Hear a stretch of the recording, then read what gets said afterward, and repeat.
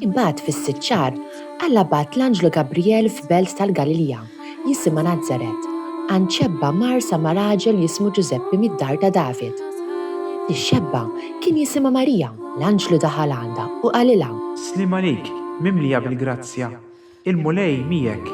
Tħawdet ħafna għal dan il-kliem u bdiet taħseb bejnha u bejn ruħha x'setet qatt tfisser din it-tislima, iżda l-Anġlu qalilha: Tibżax, Marja, għax inti sibt grazzja quddiem Alla.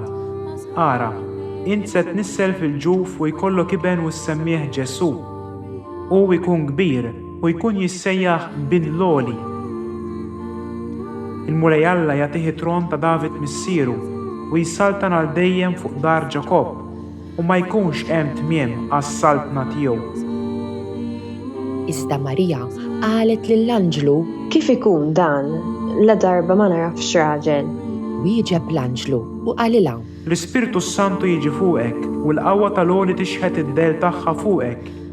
U għalhekk dak li jitwieled minnek ikun qaddis u jissejjaħ bin Alla.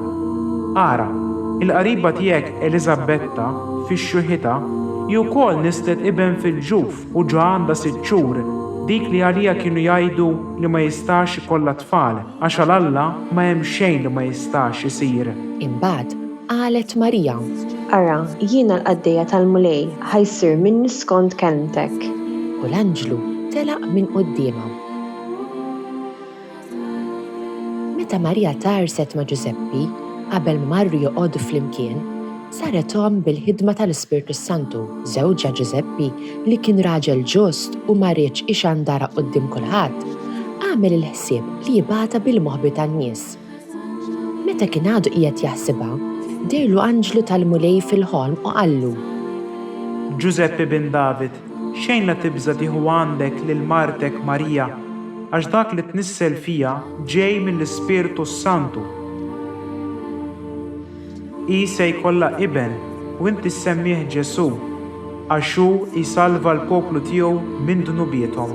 Dan kollu ġara biex iseħħ dak li kien qal il-mulej permezz tal-profeta meta qal: Ara, ix-xebba tnissel u jkollha iben u jsemmuh Emanuel li bil-Sinna jfisser Alla magħna. Ġuseppi meta qam għamel kif ordnalu l-Anġlu tal-mulej u ħalli l-martu għandu.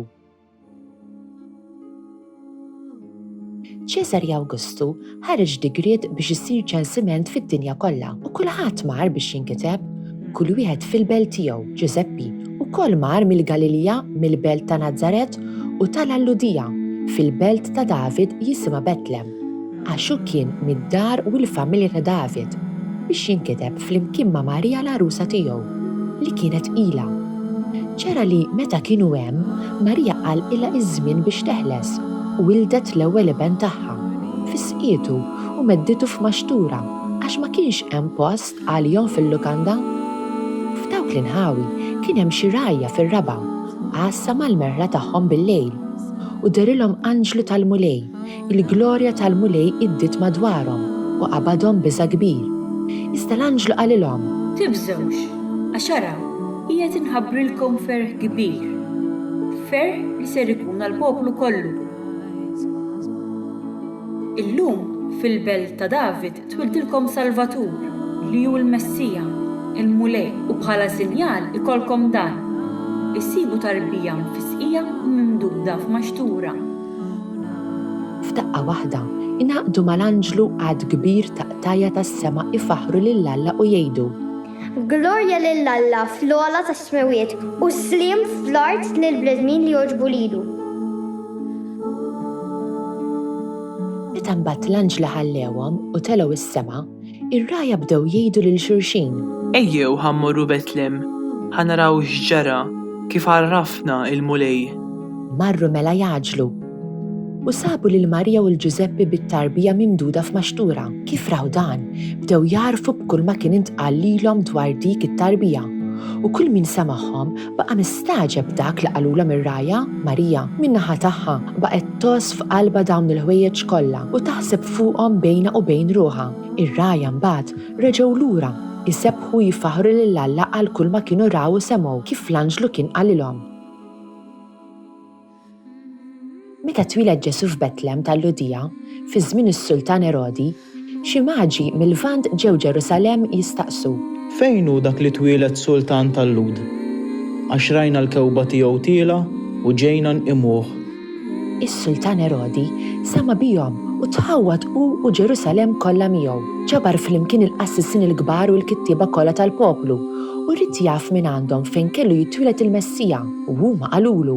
F'Betlehem tal-Ludija għax hekk inkiteb mill-profeta u int Betlehem, art ta' Ġuda. Le m'intix li żar fost il-bliet il-kbar ta' Ġuda għax minnek joħroġ mexxej li jira il-poplu tiegħi Iżrael. Erodi imbagħad sejjaħ lil maġi bil-moħbi u tkixxef bir-reqqa kollha minn għandhom iż-żmien li fih deritilhom il-kewba. Bagħathom Betlem u qalilhom. Morru, staqsu sewwa għat-tifel u meta ssibuh ejjew għejduli għalli jien ukoll niġi nqimu. Dawk wara li semgħu lis-sultan telqu u wara il-kewba li kienu raw tila bdiet tmixi qudiemhom sakemm waslet u waqfet fuq il-post fejn kien hemm it-tifel. Kif raw il-kewba imtlew b'ferħ kbir tas-sew. Meta mbagħad daħlu d-dar u raw lit-tifel ma' ommu Marja, inxteħtu fl-art iqimuh. Fetħu t-teżori tagħhom u offrew li rigali deb, inċens u mirra. Imbagħad, billi kienu mwissijin f'ħolma biex ma jerġgħux imorru għand Erodi, telqu lura lejn arthom minn triq oħra.